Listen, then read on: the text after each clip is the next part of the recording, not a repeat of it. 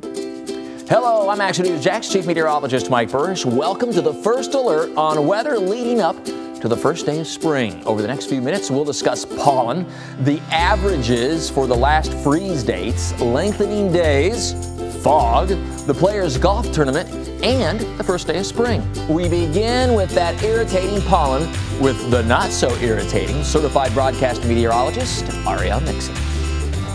Hi everyone, I'm meteorologist Ariel Nixon. We are getting into pollen season or allergy season across northeast Florida and southeastern Georgia. The first of our big pollen blooms is always the pine pollen, and this is video imagery of a pine tree being cut down along the border kind of up into southeastern Georgia. I think this is from Brantley County, where you can see as soon as they start to cut that tree down, it starts to shake.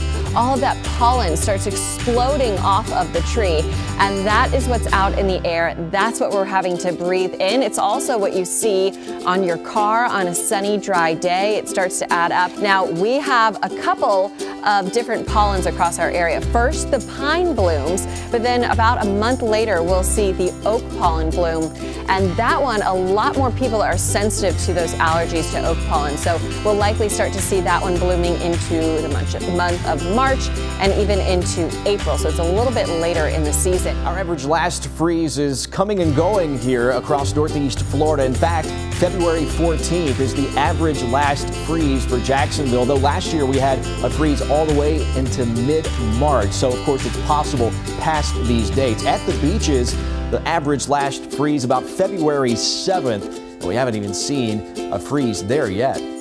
As you head down into St. Johns County, St. Augustine, February 8th was your average last freeze date. Over into Lake City, February 27th. They have noticed the daylight getting a lot longer here in northeast Florida and southeast Georgia. In fact, over the next 3 months, we gain a significant amount of daylight. In fact, over 2.5 hours from February, March, and April. February plus 45 minutes, plus 55 minutes in March.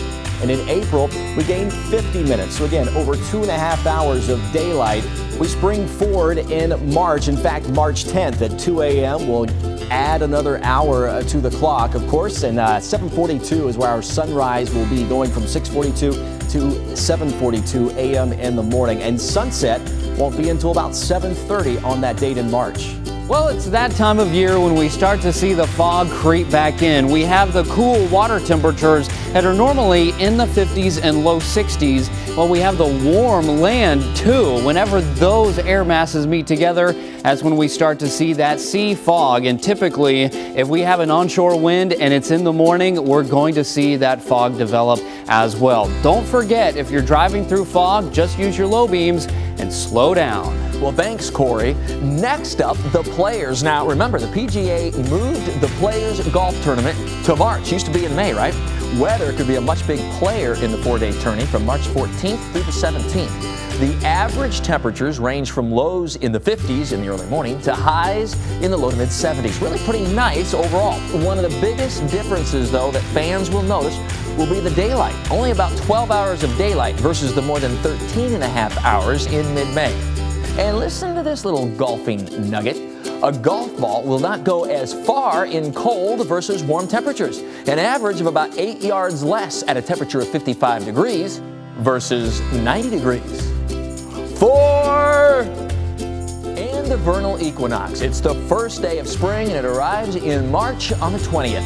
That's just about when the number of hours of daylight equal the number of hours of night, or the fancy term, the sun's rays are most perpendicular over the equator.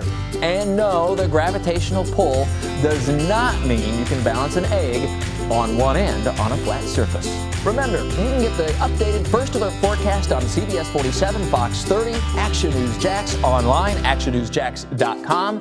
Download for free the First Alert weather app, and on the radio, News 104.5 WOKV. With First Alert meteorologists Ariel Nixon, Garrett Beedebaugh, and Corey Sima. I'm Chief Meteorologist Mike Burrish, Action News Jax.